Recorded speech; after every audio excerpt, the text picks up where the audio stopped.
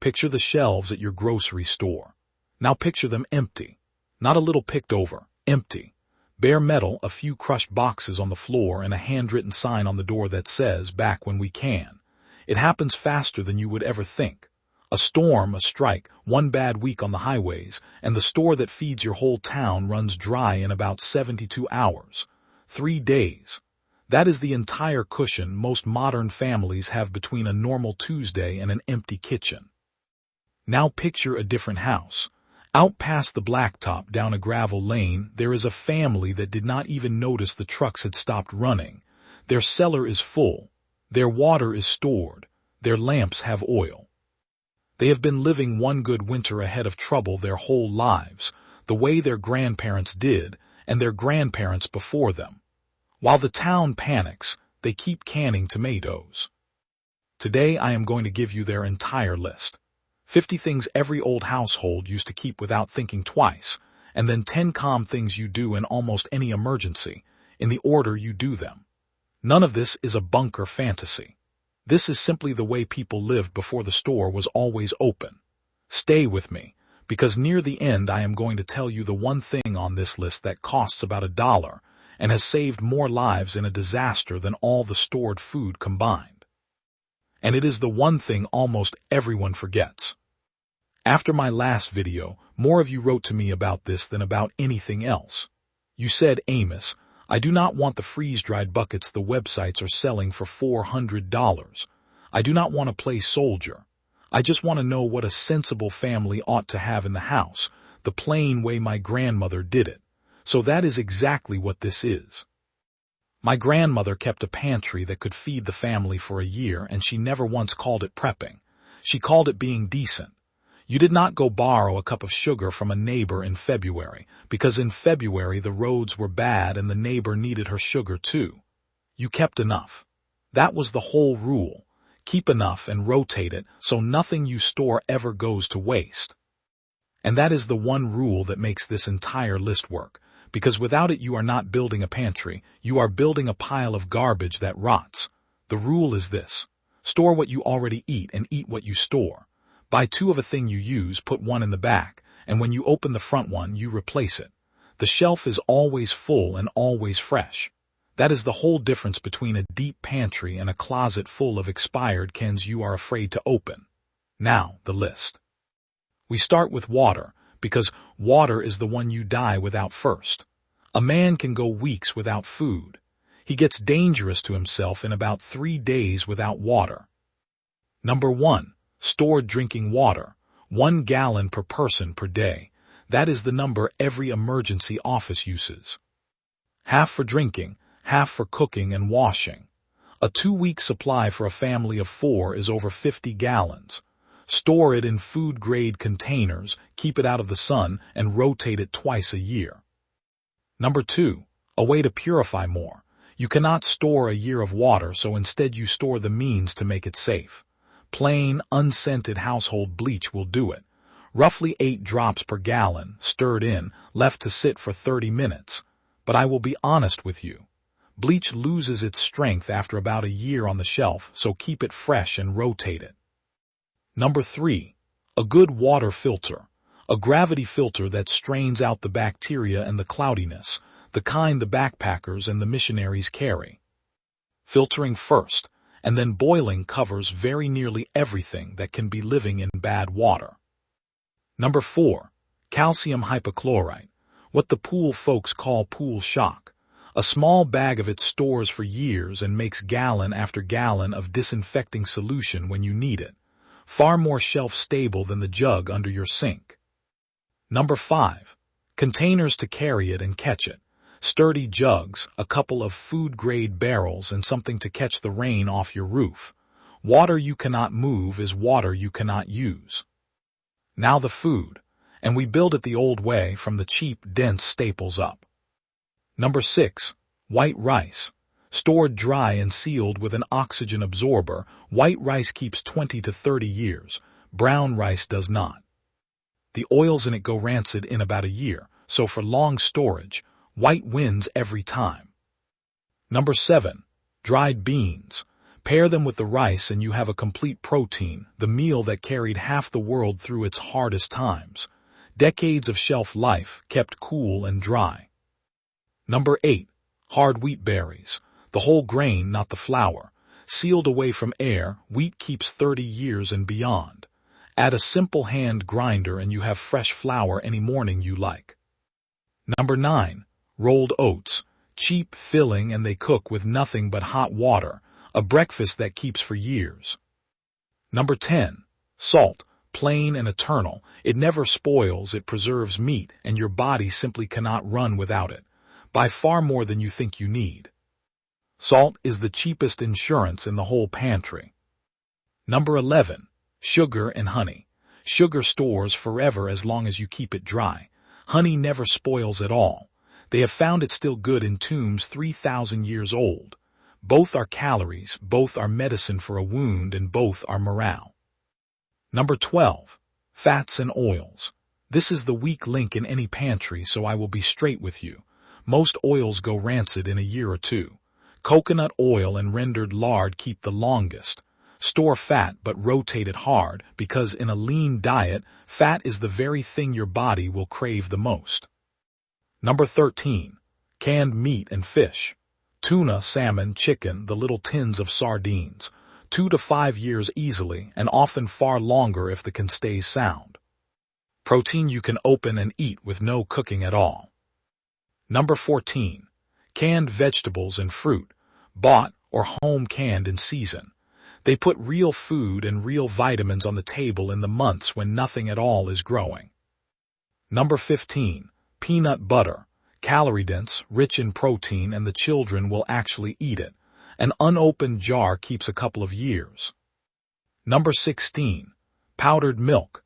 For drinking, for baking, for the little ones. Stored cool and sealed, it lasts for years, and it puts calcium and protein on the table where there is no cow. Number 17. Dry pasta. Cheap, dense, and it stores for years. Pair it with a shelf of canned sauce and you have a hot meal a tired child will actually eat. Number 18. Coffee, tea, and cocoa. I know, they are not survival. But the morning a disaster becomes real. A hot cup of coffee does something for a frightened family that no calorie chart can ever measure. Morale is survival too. Number 19. A deep seasoning shelf. Bouillon, vinegar, baking soda, baking powder, yeast. When you are eating the same rice and beans for the 10th day in a row, the difference between despair and a decent supper is seasoning. Number 20. A simple daily multivitamin. It quietly covers the gaps when the diet narrows down to staples. Cheap insurance against the slow problems that a thin diet always brings. Food you cannot cook and a night you cannot light are each their own emergency. So. Number 21. A way to cook off the grid. A propane camp stove, a rocket stove, a wood stove, even a simple fire pit. When the power has been out a week, the family that can still boil water and cook a hot meal is the calm one on the street. Number 22. Fuel to run it. Propane bottles, a stack of seasoned firewood, a bag of charcoal. Store more than you think you need and store it safely outside the living space. Number 23. Waterproof matches and lighters. Fire is the oldest tool we have. Keep matches in a sealed jar, keep a dozen cheap lighters in a drawer, and learn one backup way to make a spark. Number 24. Candles and oil lamps. A few days of darkness wears hard on the spirit. Long-burning candles and a lamp with a jug of oil turn a frightening night into an ordinary one. Number 25. Flashlights and a headlamp. Battery light for when you need your hands free. And a headlamp is worth 3 flashlights when you are working in the dark. Number 26. Batteries. Stock the sizes your gear actually takes and keep them in a cool place. Rechargeables with a small solar charger are better still. Number 27. A hand crank or battery radio. When the power and the phones are down, the radio is your one thread to the outside world. The weather, the roads, the word to stay or to go. Hold on to this one, I am coming back to it. Number 28. A way to charge a phone. A small solar panel, a power bank, a crank charger. Even with the towers down, your phone still holds your maps, your photographs, your contacts. Now the medicine chest. And here I will be careful with you, because this is exactly where the foolish videos start telling you to play doctor. I will not. We keep only what a sensible house keeps. Number 29. A real first aid kit, not the little tin. A real one. Gauze, bandages, tape, scissors, tweezers, and the knowledge of how to use them. Number 30. Pain and fever medicine. Aspirin, ibuprofen, acetaminophen. The plain bottles that bring a fever down and let a hurt person rest. Number 31. Oral rehydration salts. This is the quiet hero of the entire kit.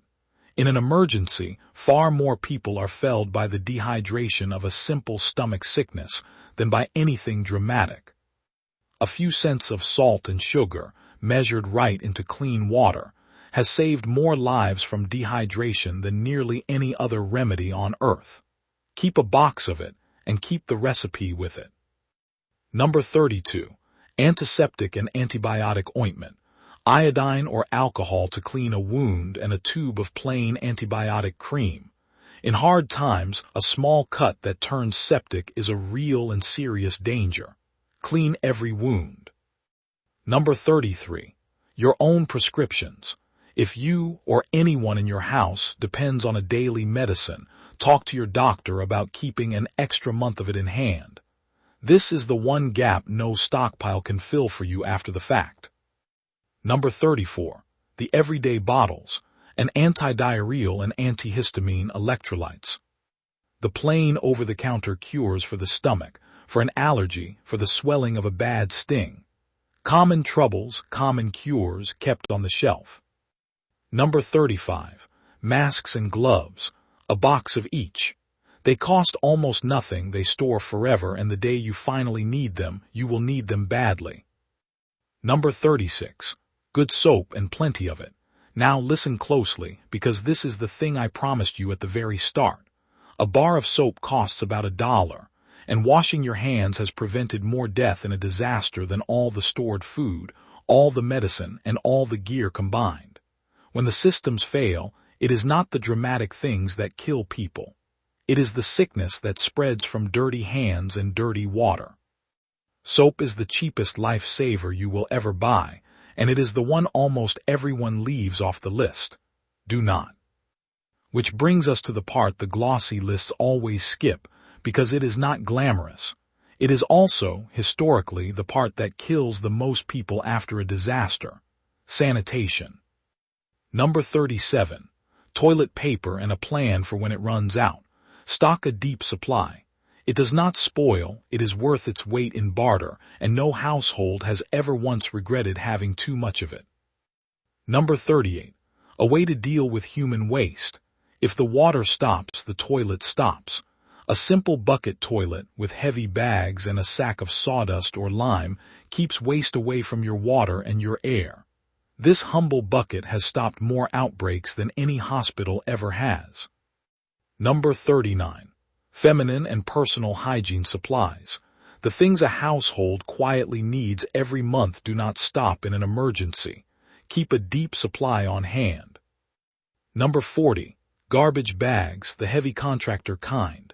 Waste, water hauling, rain gear, 100 uses. Buy the thick ones by the box. Number 41.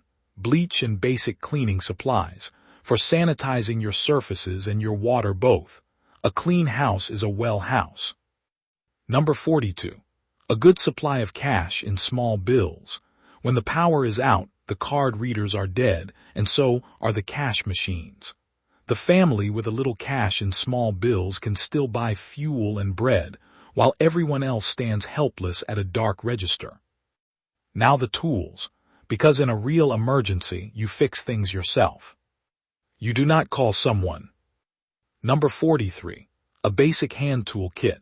Hammer, saw, pliers, screwdrivers, a good knife, a sharpening stone. Hand tools that need no power and never quit on you. Number 44. Duct tape and tarps. The two things that have patched every roof, every window and every pipe since the day they were invented. Keep several rolls and a couple of heavy tarps. Number 45. Rope, wire, and a multi-tool. The humble cordage that ties down, hangs up, and lashes together whatever the day happens to demand. Number 46. Work gloves and sturdy boots. When the cleanup starts, the broken glass, the downed limbs, your hands and your feet are the tools you cannot replace. Protect them. Number 47. A fire extinguisher and working smoke alarms. A house fire in the middle of a wider disaster, with no one coming to help, is the end of everything. One extinguisher in the kitchen, one in the shop, and alarms that you have tested. And the last three, the ones that hold a family together when the lights are out. Number 48. Warmth. Wool blankets, sleeping bags, extra coats, socks, and hats. In a winter power failure, you do not try to heat the house, you heat the body in one small room, and wool keeps you warm even when it is damp. Cotton, when it is wet, will not. Number 49. Things for the spirit. Playing cards, a Bible or the books you love, paper and pencils, a few small comforts for the children. A long emergency is mostly just long. The family that can pass a dark evening together comes out of it whole. Number 50. Good things to barter and good things to give. Extra coffee, extra matches, extra soap, a packet of garden seeds. In hard times, the neighbor who has and who shares becomes the heart of a little community, and a community is the thing that actually survives. The lone man in his bunker is a story we tell. The street that pulls together is the truth. So that is the 50, but a full cellar is only half of it. Supplies, without a level head to use them, are just provisions for whoever stays calm. So here are the 10 things you actually do in order in almost any emergency. The flood, the fire, the long blackout, the storm that takes your town down for a week. Number 1. Stop. Before you do anything at all, you stop and you think. Panic kills more people than the disaster itself does. The old woodsman's rule is just 4 letters. S-T-O-P, stop. Think. Observe. Plan. Sit down for 60 seconds, get your breath, and decide on purpose. A calm 5 minutes at the start will save you from a fatal 5 seconds later on. Number 2. Get information. Turn on that hand crank radio. Find out what has actually happened, how wide it reaches, and what the people whose job it is are telling you to do. Half of all panic is simply not knowing. The radio is your eyes, far past the end of your own street. Number 3. Secure your water. Before anything else, protect your water. If there is any warning at all that the supply may fail or foul, fill every clean container you own, fill the bathtub, and begin filtering. You are only days from real trouble without it, so you handle it first, while you still can. Number 4. Account for your people. Where is everyone? A family needs one plan made before the bad day ever comes, where we meet, how we leave word, who goes to check on the old folks down the road. Know your people are safe, and then you can think clearly about everything else. Number 5. Decide. Stay or go. Most of the time, staying put in a home you have stocked is the safest thing you can possibly do. But if the house is no longer safe, the fire, the flood, the smell of gas, then you leave, and you leave fast, by a route you already thought through, with a bag already packed by the door. Decide early and decide clearly. The people who are lost are so often the ones who simply could not choose. Number 6. Make your power and your heat safe. And here is the one that truly kills people after the storm has already passed. The generator. Never ever run a generator or a grill inside the house or the garage. The carbon monoxide it gives off is completely silent and it is deadly. Outdoors only, well away from any window or door. More folks die of that one invisible gas after a storm than die of the storm itself. Number 7. Light and warm one room. Do not try to hold the whole house. Pick one room, close it off from the rest, and make it livable. Your lamps, your blankets, the whole family together. One warm, lit room is a fortress against a long, cold night. A whole dark house is just despair. Number 8. Protect your food and mind your waste. Keep the freezer and the icebox shut. A full freezer holds its cold for a day or two, but only if you do not keep opening it. Eat the food that will spoil first. And keep your waste and your dirty water far away from your drinking water and your hands. That one rule, clean kept apart from dirty, is what stops the sickness that, after every great disaster, quietly does more harm than the disaster ever did. Number 9. Take stock and write it down. In the calm of your one warm room, take account. What do we have? What is running low? How many days does it truly buy us? A pencil, a piece of paper, and a clear head will show you trouble while it is still small enough to fix. Number 10. And this is the one I saved for last. Check on your neighbors. Walk next door. The old couple, the young mother on her own, the man who lives alone at the end of the lane, because in every real disaster it is never the government that arrives first. It is the people on your own street. The family that brings a warm meal and a candle on the first night has neighbors who will stand beside them on the 7th. That, in the end, is the thing that actually keeps people alive. Not the pile of cans. The people. The Amish have understood this for 300 years. We do not build bunkers. We have each other. When a barn burns, the whole county comes, and by sundown there is a new barn standing. No one does this alone. No one ever did. Before I let you go, let me be honest with you, the way I always am, because the breathless videos never will be. A full pantry is not a magic charm. If you do not rotate it, it rots, and you will open a box of weevils on the very day you needed a meal. And you cannot store everything. At some point, a long enough emergency is met with skill, not with stuff. With a garden and a needle and a neighbor, not just a shelf. And none of it is about fear. I do not keep my cellar full because I am afraid of the world. I keep it full because it lets me meet a hard week with no fear at all. That is the entire point. Preparation is not panic. Preparation is the cure for panic. None of this was ever a secret. There is no document buried for this one, no single company that hid it away. It was simply forgotten on purpose, a little at a time, by a world that found it far more profitable for you to need the store every single day. Your great-grandmother needed no one's permission and no emergency website. She kept enough. She rotated it. She knew her neighbors and she stayed calm. You were never handed that habit. Now you have it back. If you are the kind of person who believes that real security was quietly traded away for convenience, and that a family ought to be able to stand on its own 2 feet for a season, then you already know what to do. So tell me, down in the comments, what is the one thing on this list you do not have yet? The single gap you are going to close this week? Be honest about it.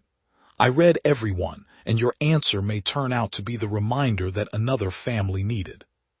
Then subscribe and stay close, because next time I am going to show you the old Amish way to put up a whole winter's worth of food with no freezer and no electricity at all.